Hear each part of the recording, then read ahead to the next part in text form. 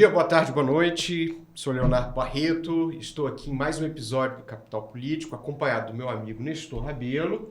E hoje nós recebemos Emerson Casale, da CBPI, uma consultoria de relações governamentais aqui em Brasília, que tem uma grande experiência em atuação em temas tributários. Né, Emerson, você teve uma atuação destacada na reforma tributária. E a gente vai falar um pouquinho sobre esses desafios. Mas antes de tudo, obrigado, Emerson, por você nos presentear com o seu debate, com o seu conhecimento aqui hoje. Bom, eu que agradeço, Léo, agradeço, Nestor, o convite para participar do Capital Político. Realmente é um prazer poder estar discutindo aqui com vocês e com o pessoal que assiste aí a gente. Olha, eu vou começar com a frase do Everaldo Maciel, de que a questão tributária, o sistema tributário é igual à igreja romana, está sempre se reformando. E a gente acabou de sair de uma reforma, né, aprovada politicamente, mas que ainda não foi implementada. O que gera, de certa maneira, acho que a gente tem um misto de sentimentos, né? Ao mesmo tempo que se tem pressa em se livrar, né, desse antigo sistema, por outro, existe também muito receio, né, sobre como é que ele vai ser de fato implementado. Como é que está o clima aí da expectativa pela implementação da reforma? E o que está faltando ainda aprovar, né, para que a gente possa dizer que a partir daqui a gente pode começar? Certo. Léo, assim, sem dúvida, aí falando do doutor Everardo, é um papa, né? Enfim, ele entende bem do que ele está falando. Pode falar de igreja à vontade. Né? Enfim. Mas, de fato, a gente tem um sistema que é um sistema hoje muito ruim, muito complexo. Né? Assim, o sistema, em várias dimensões, ele é ruim, mas especialmente essa parte do consumo, né? E agora a gente começa, montado isso, eu diria que para as empresas assim, a gente já tem aí 99% da reforma montada na emenda constitucional, na lei complementar, né? Ainda falta aprovar a lei do comitê gestor, enfim, mas agora assim, o avião já está lá na frente na pista e ele vai decolar, né? Então, existe uma ansiedade grande dentro das empresas, muito grande. O desconhecimento é muito grande. Então, tem muita gente que está ansioso como se fosse implantar amanhã. Não é. A reforma, de fato, em 2027. Mas é lógico, todo mundo tem que se preparar antes, né? Então, o clima, eu acho que é muito de ansiedade, ainda tem um despreparo muito grande. Tem uma preocupação muito grande com questões como o sistema vai funcionar, porque essa é uma reforma que depende fortemente do sistema. Assim, ela é muito automatizada. Então, assim, em 2027, o SERPRO e a Receita colocaram no ar algo que realmente está tudo ali muito automático. Hoje a nossa isso expectativa tá a cargo que sim. do SERPRO, né? Isso, o SERPRO e a Receita Federal estão desenvolvendo o sistema, né? Então, e já desenvolvendo com acompanhamento das empresas, testando, e aí também as grandes empresas de informática, né? Os grandes ERPs, os sistemas que atendem as contabilidades, têm acompanhado justamente para isso tudo ficar pronto, porque isso tem que tudo funcionar igual hoje está funcionando o imposto de renda. Você chega lá, vai fazer seu imposto de renda, já aparece ali os pagamentos todos que você pode deduzir, aí você opta se você quer fazer simplificado ou se quer deduzir, se tem mais alguma coisa a completar, né? Mas veja que tudo isso é muito automático. E aí o pessoal está desenvolvendo um sistema que é muito mais complexo do que esse do imposto de renda. Ele é muito mais complexo, por exemplo, do que o próprio E-Social, né? Mas tem todo um aprendizado ao longo desses anos. O E-Social foi um aprendizado muito grande, foi um sistema muito difícil o avanço desde o início. Então, assim, a expectativa deles, e eu acredito nisso, é que a gente esteja aí com um sistema pronto e operando em 2027.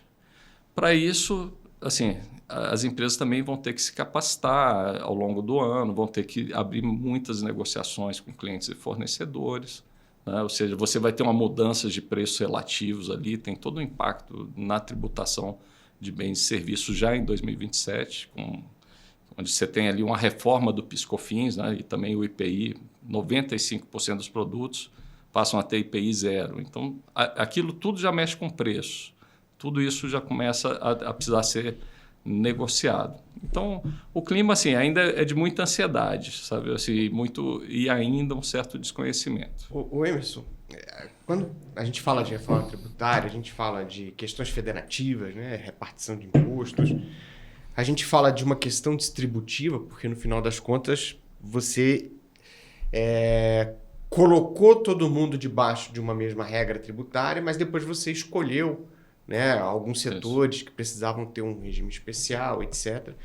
E tudo isso feito principalmente a partir do Congresso Nacional, né, que foi o grande patrocinador dessa situação. O que você acha, como alguém que acompanhou esse processo de perto, né, participando ativamente dele, o que a gente aprendeu, assim, enquanto Congresso Nacional, em termos de questões de desenvolvimento, questões de aumento de produtividade, questões de justiça social, o que você acha que ficou, né, enquanto aprendizado coletivo ali, institucional, desse processo de votação da reforma tributária? Olha, Léo, aqui assim, são várias questões muito interessantes, né, que se integram aí nesse ponto, né? A reforma, o Congresso ele teve um papel muito interessante, porque a reforma ela tinha um modelo ideal, né, que era o modelo muito trazido ali junto pela indústria, o próprio CECIF, né, e que tinha impactos muito diferentes entre os setores. Tá? Então, você tinha, por exemplo, a indústria, que hoje tem um sistema tributário horrível, complexo, com a carga alta, querendo simplificar e baixar a carga. Você tinha um serviço que tem um sistema mais simples, com a carga mais baixa, não querendo pagar mais. Né? Então, a reforma ela chegou com o modelo, eu diria assim, um modelo bom lá no Congresso, mas coube ao Congresso fazer todos os diversos ajustes para adequar as realidades. Então, foi quando você resolveu o problema, por exemplo, da agricultura. Né? Você resolveu ali onde você diferenciou, por exemplo, saúde e educação.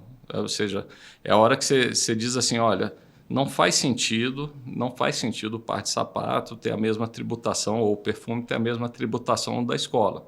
Por quê? Porque quando o Nestor paga uma mensalidade escolar, ele está desonerando o Estado. Então, tem todo um sentido de política pública associado aí a essa questão tributária.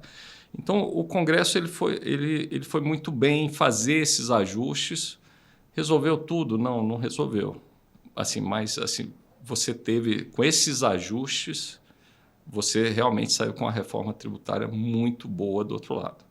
Com vários problemas, mas muito boa. Né? Então, eu acho que esse foi um ponto.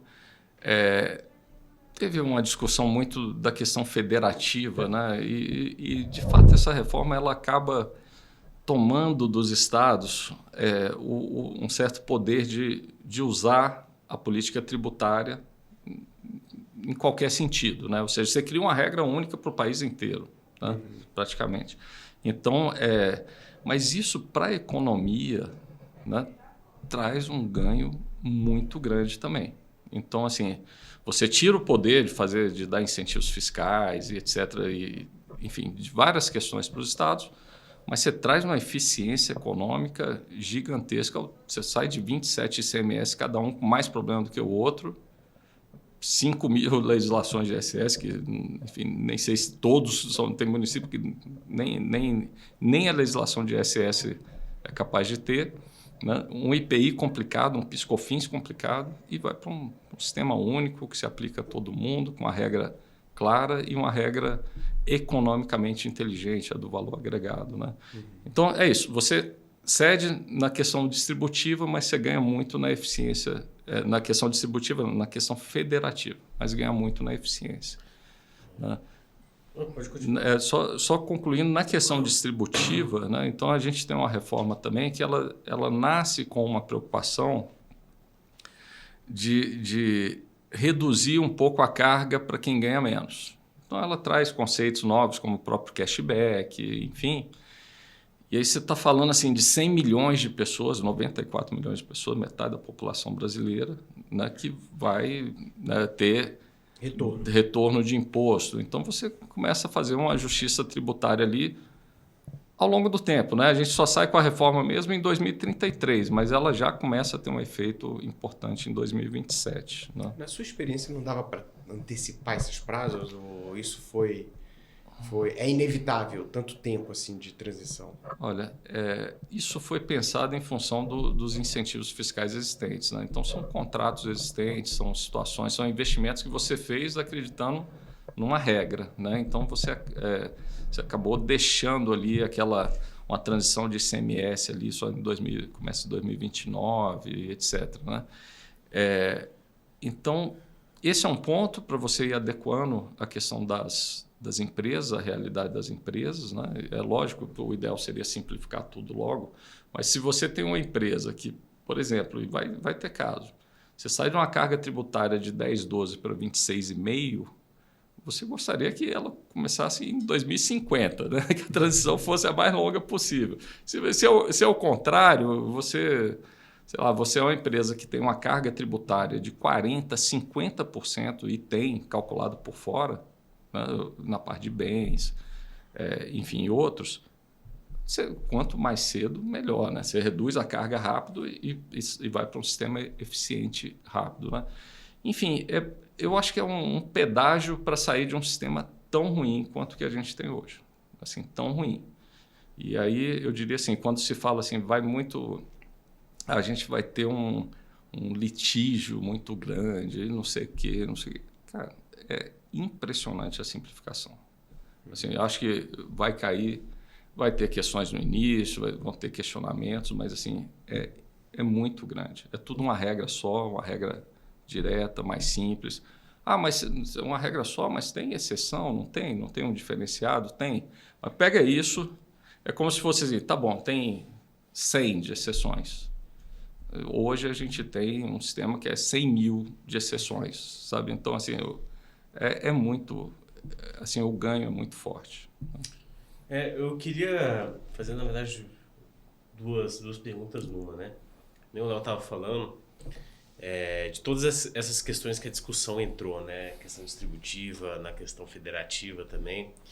E era uma reforma que ela era sempre sacada em algum momento desértico de ideias. Não, tem que fazer reforma tributária. 15 anos disso. Até que um dia ela veio, né? Eu queria... E ninguém acreditava que fosse possível, né?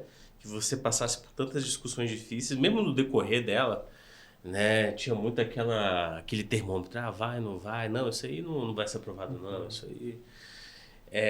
até que ela foi aprovada e a gente estava conversando agora, antes do início do programa, sobre a dúvida que ela está gerando, né?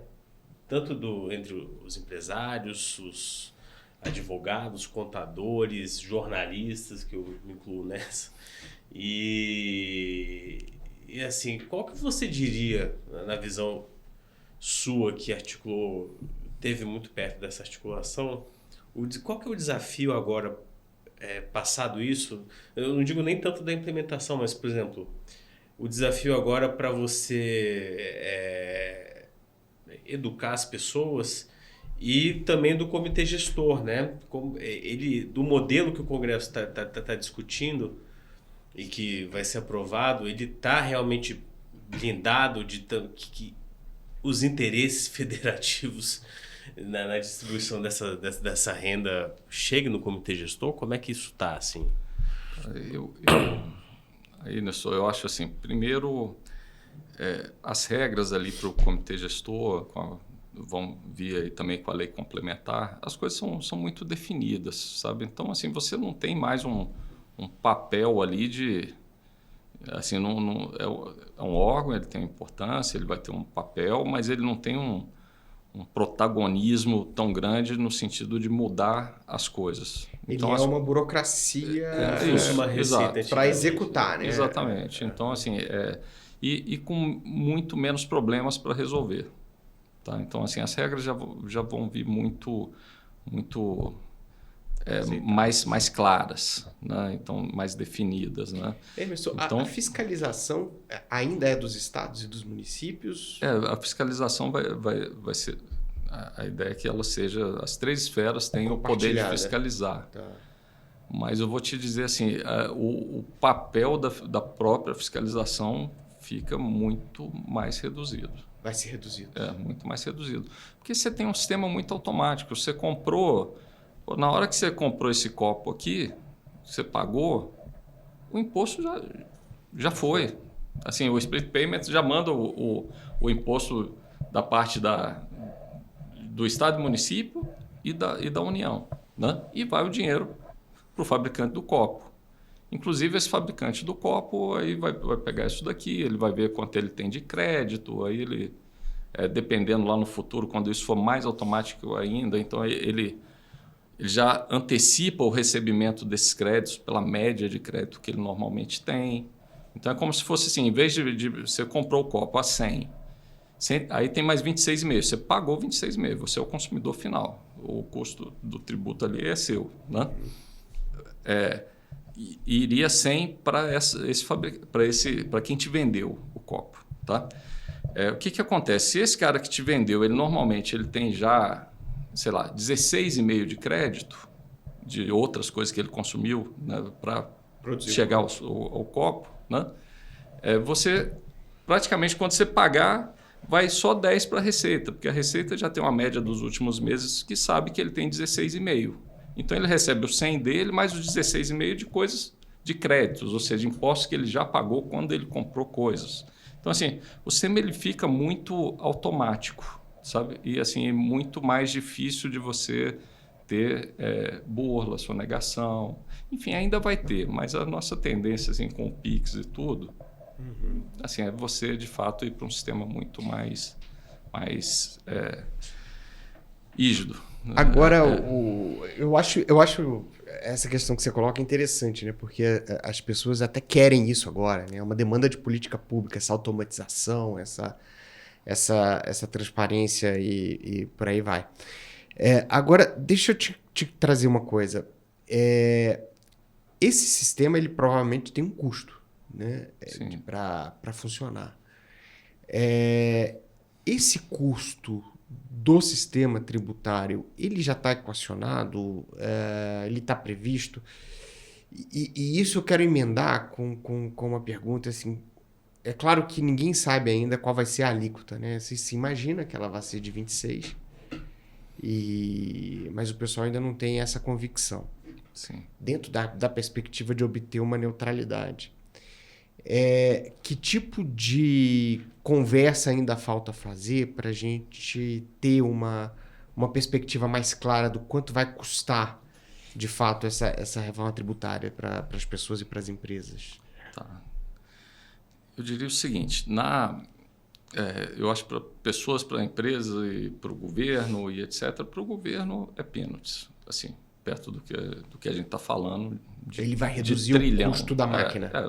Absurdamente o custo da máquina, ganhar na eficiência da arrecadação, ganhar muito menos litígio. Ele vai ter que demitir o... Não, essa é a reforma... Aí tem outros problemas para a gente falar, de RPJ e tudo, mas essa é uma coisa até natural, né? Você vai tá tendo aposentadoria do pessoal, mas você está ganhando tanto em automação, né? Em tanta coisa, né? Então, o sistema... E aqui é a redução do litígio, a redução da necessidade de fiscalização. Então, realmente, em termos de custo para o governo, isso não é uma coisa que conta. E para as empresas, aí vem aquela pergunta assim, você tem um custo, sim, para as empresas, porque como o impacto da reforma é significativo já em 2027, você vai precisar aprender, você vai precisar renegociar, você vai precisar, né, de fazer novos contratos, você vai precisar de treinar seu pessoal. Mas o custo de sistema, também, né? rediscutir o seu preço, sem dúvida. Seu cara de suprimentos que compra tem que estar treinado e o seu cara da parte comercial tem que estar treinado. Um para pagar o menor ajuste possível nos preços, o outro ou até para reduzir preço, e o outro para garantir que fique com a melhor margem possível, porque aqui, diante dos desconhecimentos dos outros, quem conhecer mais, aqui tem dinheiro à mesa aqui para quem sabe mais negociar melhor. Tá? Ali já em 2027. Depois, todo mundo vai aprendendo melhor como é que funciona isso de crédito, o que reduz preço, o que reduz custo, como é que aproveita crédito. Todo mundo aí vai, mas nessa virada vai exigir muito. Mas em termos, por exemplo, de sistema, né, que é uma preocupação, é lógico, tem empresas de ERPs que vão cobrar ali para adaptar e etc. Mas isso é como aconteceu no próprio E-Social, no próprio... assim, você tem a sua empresa, você opera, você não tem uma grande empresa, uma contabilidade externa, então, cara, ele vai trocar o sistema ali, as coisas vão funcionar, se ele precisar diluir um preço ali, vai uma bobagem para cada um. Mas assim, eu não acho que... Em relação... Estou falando aqui de implantação. Em relação a questões de implantação, não acho que a reforma traz custos significativos, agora, perto do impacto dela. Pelo que você geral. ouviu e acompanhou no debate, você acha que a alíquota para o sistema ficar neutro, ela vai ficar por aí mesmo, em 26,5%? Eu acho que vai. Eu acho que tem lá os mecanismos, né? Tanto... de você limitar, quanto se precisar ser maior para você arrecadar a mesma coisa que arrecada hoje, aí você vai ter que reduzir um pouco ali o benefício da saúde, da educação, do alimento, não sei, ok, mas um pouco, né? Mas, ou seja, você tem mecanismos para isso, mas você acaba ganhando novamente tanto em eficiência no sistema que a tendência, eu acho, a tendência é a gente não precisar de um alíquota acima de 26,5% em 2033 para arrecadar o mesmo que arrecada hoje, que é o princípio, com as correções, né? com as correções monetárias disso. Né? Então, eu acho que, como a gente só vai saber a alíquota final em 2033, eu acho que dá para trabalhar com esse parâmetro até lá, imaginando que as coisas não vão sair muito disso. Né? Eu quero dar uma guinada agora. Porque é uma guinada que tem a ver, né? Que eu acho que o primeiro desafio tributário, que foi um grande desafio, foi esse da reforma, né? Que, de certa forma, o que a gente está falando é de um ganho de eficiência absurdo, uma mudança de modelo, mas tem um assunto ainda que eu acho que sempre volta à pauta de 2 em 2 anos, que é a desoneração da folha, que é outro assunto que você também tem bastante experiência, assim. E aí a gente teve nesse governo... E não foi só nesse governo, não. Teve no governo passado também alguns imbróglios envolvendo a desoneração da folha, enfim... Não foi fácil. De questões fiscais, de veto, de briga, e o negócio sendo prorrogado. Daqui 2 anos a gente vai ver isso de novo, Emerson? Como é que faz pra gente sair dessa, hein? Existe uma solução definitiva para a desoneração? Eu diria assim, primeiro, essa desoneração, eu trabalhei com setores, né, que a gente foi conseguindo essas prorrogações, porque o modelo de tributação sobre a folha, ele é um modelo muito ruim. Assim, ele é um modelo assim, e cada vez mais difícil... eu diria assim, cada vez mais difícil de ficar em pé. Né? Ou seja, você tem uma previdência que a conta não fecha e não fecha crescentemente de uma forma muito impactante, né? Muito preocupante.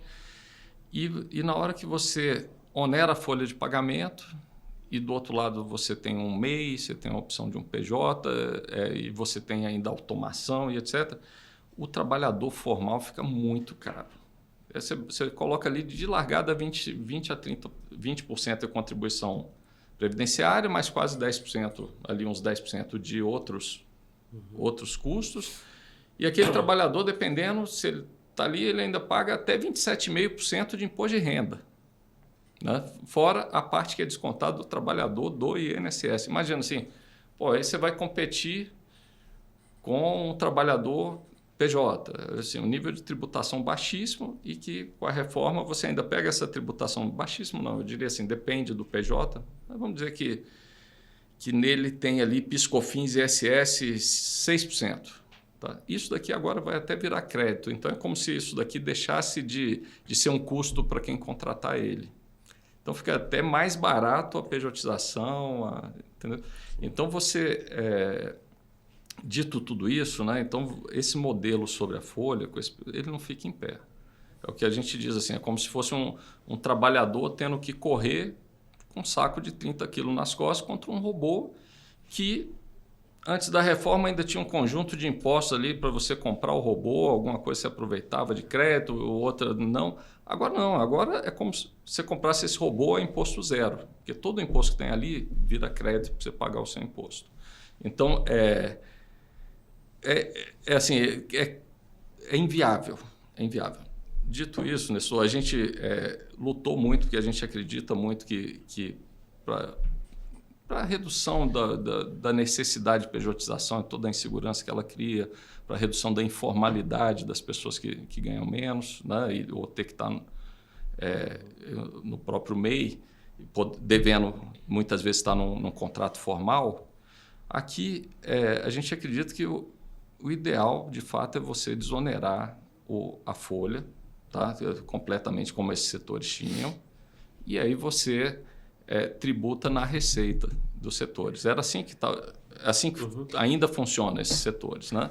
E que brigaram toda vez para renovar, porque aquilo tem um impacto muito grande no emprego nesses setores, né? Bom, e são setores importantes, transporte, construção, comunicação, assim, muitos setores grandes, uma parte industrial maiores, forte. Né? Então, eu acho que o desafio aqui é a gente vai ter que enfrentar essa discussão muito em breve, mas ir para uma desoneração de todo mundo.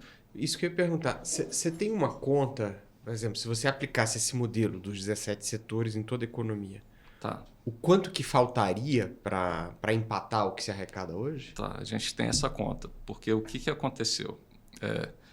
A gente, conversando com o senador Laércio Oliveira, né, que ele é muito ligado a setores de serviço, mão de obra intensiva, então tem um interesse grande sobre esse tema, a gente propôs a ele fazer um questionamento à Receita Federal, um requerimento, né, perguntando se eu trocasse todo mundo que está em folha hoje, né? E até o modelo desses setores, que a receita bruta é 4,5, outro é 1,5, etc. E o pessoal que está no Simples, que paga também sobre a receita, mas muito variável. Todo mundo, vamos pegar todas as empresas, vão pagar a mesma coisa. Qual seria a alíquota sobre a receita bruta? Né? E aí ele fez o requerimento, né? Ele apresentou, aprovou, e aí quando aprova, a Fazenda tem que responder. Ainda tem um mês para responder, e respondeu. Então, assim, é natural que a gente pense, cara, vai trocar... Então, deve ser assim, se é 20% sobre a folha, será que é uns 5% sobre a receita de todo mundo? Né? Todo mundo, 5%, e aí pagaria teria a mesma arrecadação? 1,4%. Você diminui... Você troca 20% sobre a folha em todas as empresas por 1,4% sobre a receita. E aí o trabalhador formal ele fica mais barato, porque você tira 20% hoje que custa contratar esse trabalhador, né? E aí esse 20% ele some da conta. Entendeu? Esse 20% que seria um ganho de produtividade brutal, né? Seria brutal. E aí, de rendimento também para o trabalhador, né? Você exato. Pode oferecer preço mais competitivo. Isso, você começa a impactar a economia. Como qualquer mudança tributária, assim como a gente desde 2015 brigava contra a reforma do PIS/COFINS, por quê? Porque a reforma do PIS/COFINS queria que todo mundo pagasse igual a mesma alíquota. E tem uns que pagam mais, outros que pagam menos. E a gente estava na turma que paga menos, então não queria que ela ocorresse, e foi, né, fazendo essa discussão durante muito tempo. É a mesma coisa na desoneração da folha. Ali, Nessor, vai ter gente que vai dizer assim, cara, 1,4% da minha receita é muito. O outro vai dizer assim, meu Deus, isso daqui salvou, e agora eu estou contratando um monte de MEI, cara, agora eu vou trazer esse pessoal todo para a folha. Porque eu imagino que o problema é que se o setor de tecnologia, se bem que o setor de tecnologia é mão de obra intensiva também, mão de obra intensiva. Mas pegar um setor que não tem muita mão de obra, que é, sei lá, o setor petroquímico, que é energia intensiva. Né? Isso. Para ele ficaria talvez mais caro, ou isso. Não, Pode ser que para o petroquímico não, pode ser que para a siderurgia sim. Quem for capital intensivo, Fica mais caro. naturalmente a tendência é ficar mais caro. Mas quanto mais caro? Sei lá, aqui na minha grande petroleira, o meu gasto com os 20% da folha é 0,9. Se eu for para 1,4, vou ter um aumento de 0,5% sobre a minha receita. É muito. Tá, cara, desculpa, na reforma do consumo tem gente que está saindo de 10, 12 para 26,5. Então, assim, você tem situações, né? Então, assim, do outro lado você tem gente que vai dizer assim, poxa, isso daqui hoje eu estou pagando 5, 6, eu vou para 1,4. E o que é melhor, os 20% sobre o trabalhador deixa de existir. Eu estou na maior insegurança nessa pejotização aqui, que na verdade não está disfarçado. Pô, vou trazer o ganho de segurança jurídica e o ganho para a previdência, para o mercado de trabalho, redução de conflito no judiciário. Talvez seja aquele lance assim, o pessoal falando, não, agora a grande reforma é administrativa, agora a grande reforma... Talvez seja essa aí, né, cara? Da tributação da folha. Vocês levaram esses dados para o governo? Como é que eles reagiram? Tem uma história engraçada, enfim. Reza a lenda, né, que uma deputada que estava trabalhando o tema e que entende bem do tema foi conversar com o ministro e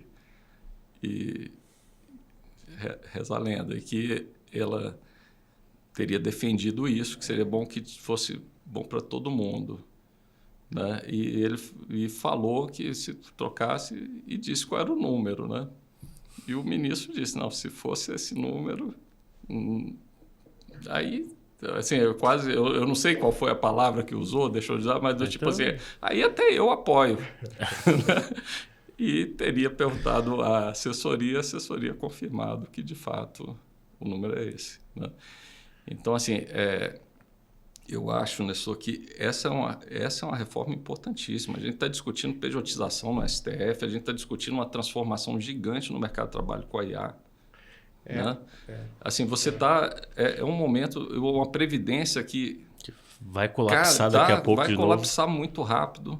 Então, está colapsado. Então, assim, essa é uma discussão super importante. Ela vem junto com as outras reformas. Tudo vai ter um impacto, vai ter uma acomodação, vai. Mas é algo para se avaliar. Esse assunto mexeu comigo aqui. Mas deixa eu preciso falar sobre desoneração do imposto de renda. Tá. Né? E como é que você avaliou o relatório do Arthur Lira para compensação? Sim. Se essa é uma agenda que vai fazer sentido para o país, politicamente ela tem muito suporte, né? Tem muita força, muito apelo, né? Se ela aumenta a distorção, se a gente está perdendo a oportunidade de fazer uma reforma mais ampla da renda agora, como é que você está olhando para isso? Essa reforma do imposto de renda ela é um pouco diferente da reforma lá que, na época, o ministro Paulo Guedes propôs, né? E que gerou uma reação, a gente participou disso também, né? Assim, em que você tinha uma pequena redução do IRPJ CSLL e tributava 20% do dividendo, enfim, geral. Né? Então, foi toda uma briga, porque essa conta aqui não fecha. Né? Você baixa muito pouco o imposto na pessoa jurídica, aumenta muito na pessoa física. Mas a outra trazia assim, aquele monte de solução para um monte de problema que tem o IRPJ.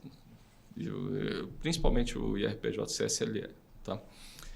Essa reforma ela veio muito mais endereçada para uma questão, né? Eu vou reduzir a tributação de quem ganha menos e vou tributar um pouco ali o pessoal que ganha mais, né?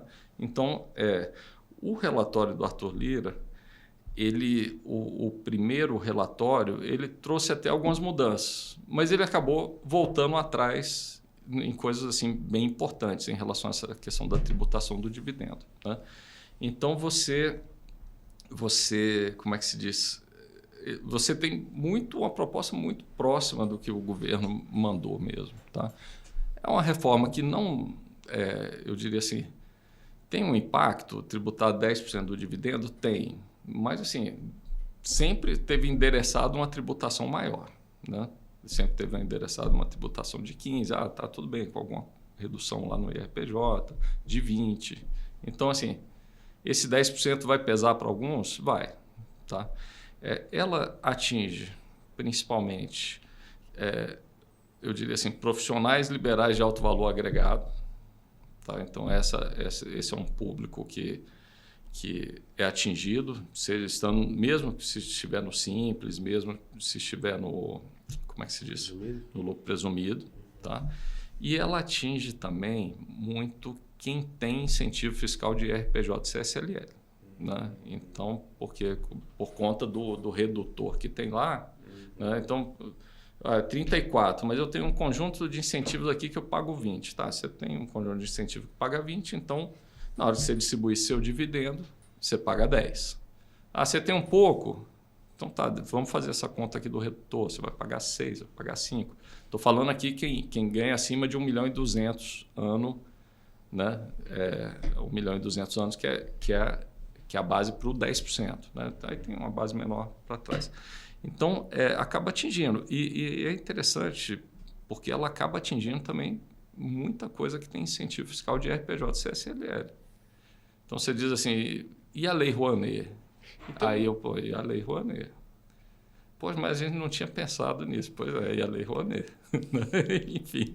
Aí, ou seja, você começa a mexer em outras questões que não estão muito claras. Mas, assim, ela é algo simples, ela é razoável, assim, e eu acho, assim, tem boas chances de passar. Lógico que o governo está o prazo super pressionado, né, até final de setembro, para ela valer no ano que vem.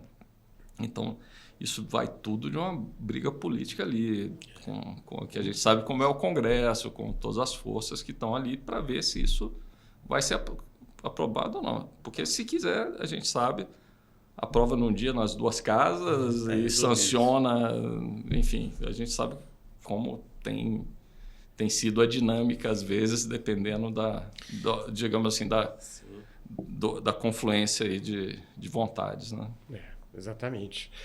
Eu acho que essa deve ser uma discussão que com certeza está endereçada para o segundo semestre, mas a gente tem que ver como é que vai ficar a pauta, as perdas, se vai haver um pacote fiscal ou não, tem para compensar esses problemas das sanções. Eu digo assim, a nossa segurança fiscal para o ano que vem, ela não é que ela está ameaçada, mas ela está envolta de muita imprevisibilidade, né? Verdade. De muita falta de informação em relação a impactos de questões que podem começar agora e essas coisas têm que ser pensadas com cuidado agora, né? Exato. Eu acho que isso em si não vai atrapalhar muito essa reforma, porque ela é a prioridade 00 do governo. Muito valiosa, né? Exato. Assim, é uma bandeira muito forte para o ano que vem. Né? Então, e ali, se o governo conseguir que o Centrão top, né? Agora, você chega lá na comissão, a gente sabe da força do relator, né? Do deputado Arthur Lira.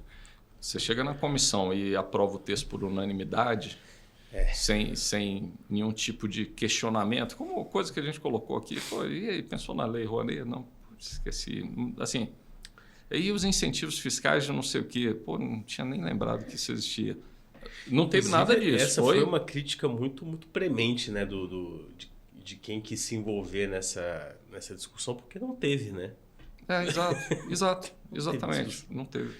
Você teve algumas audiências públicas, mas a gente sabe, tem ali uma dinâmica, levam contribuições, sem dúvida, mas assim, a questão tributária ela é muito complexa. A gente viu isso na reforma do consumo e está vendo nessa, assim, não é fácil. Teve muita gente que domine o tema e, de fato, o deputado Arthur Lira domina muito, o deputado Aguinaldo. Você tem alguns nomes que realmente se diferenciam, mas é difícil você fazer um debate muito profundo ali. Emerson, deixa eu só voltar uma questão, e aí a gente já está encaminhando para o final, mas acho que é uma coisa que me passou e que eu acho que não pode passar. Assim, o governo, de certa maneira, encaminhou a questão fiscal esse ano com o aumento do IOF, né? Garantiu ali o cumprimento da meta fiscal. Mas uma das coisas que estava sobre a mesa, né, que ele poderia acionar, seria o STF declarar que não houve ali a compensação necessária da desoneração dos 17 setores e de repente ordenar algum tipo de volta, né, de retorno mais rápido desses setores à regra antiga. Você acha que esse risco desapareceu do governo? Olha, tentar reverter? Esse risco não desapareceu, mas o ganho desapareceu. Assim, o ganho ficou muito pequeno, né? Então, de fazer isso, tá? Com o modelo lá de phasing out, né, em que você começa a tributar a folha dessas empresas, 5% no primeiro ano, 10% no segundo, etc., e vai reduzindo um pouco a contribuição sobre a receita, a gente teve aí, esse ano, reduziu 1/3 já o incentivo. Uhum. No ano que vem, reduz 2/3 o incentivo. A gente já está em agosto. Né? Então, assim, do tipo, eu vou brigar aqui, vai dar esse ano, sei lá, porque tem ainda a parte dos municípios nessa história, mas, sei lá, vai dar mais 4 bi esse ano, 3 bi, e no ano que vem vai dar 4 bi. Vou entrar nessa briga. É lógico que não depende do governo, aqui depende do STF, né? Mas eu acho que qualquer solução fiscal, por conta disso, ela não existe, né? Você pegar questões ligadas ao petróleo, são questões muito maiores que têm um poder de trazer recursos para o caixa maior, né? Essa questão fiscal, ela está difícil, mas ela está ali, né, no equilíbrio ali do pequeno déficit. É impressionante, né? A gente fica... sei lá, você deve estar falando uma arrecadação, vou dar um chute aqui, de 2 trilhões, e aí fica aquele negócio ali do 10 bilhões para lá, 10 bilhões para cá, porque o déficit aqui, né, em vez de repente se resolver. Mas as questões mais estruturantes do déficit, lógico que não têm sido enfrentadas. Mas é isso, eu não sei o quanto vão ter questões de aumento de imposto agora, eu acho que vai acabar... Sabe, vamos administrando isso daqui, puxa ali o petróleo, ver não sei o quê. Pô, deu um problema maior por causa da tarifa do Trump, realmente. Mas como é que a gente administra isso até o final do ano? Mas tudo isso daqui, lá você conhece até muito. Até o final do ano que vem, né? Tudo de política aí, cara, tudo é bola de cristal, né? A gente pode falar isso e semana que vem ser tudo diferente, né? Essa é a nossa dinâmica, né, do nosso trabalho, né? Tá bom, Emerson. Olha, muito obrigado, cara. Foi muito, muito legal, sabe? Muito informativo, né? Uma capacidade de análise que só quem participou ativamente desse jogo tem. E eu fico muito feliz e agradeço por você poder compartilhar esse conhecimento com a gente, com os nossos ouvintes, né? Com os nossos... nossa audiência. Com a nossa audiência, né? Essa é a palavra. E volte sempre, cara. Acho que assunto a gente sempre vai ter, né? Que na próxima a gente vai estar discutindo a reforma da desoneração da folha. Aposto. Isso aí. Bom, eu que agradeço aqui o convite aqui de vocês. Enfim, tá aqui com o Nestor, com você, Léo, assim, um profissional muito admirado por todo mundo que trabalha em relações institucionais, né? Então, é um prazer grande e bater esse papo é sempre muito gostoso e espero que a audiência goste aí das discussões. Não tenho dúvida. Perfeito. Tá bom. Obrigado. Valeu, obrigado a vocês.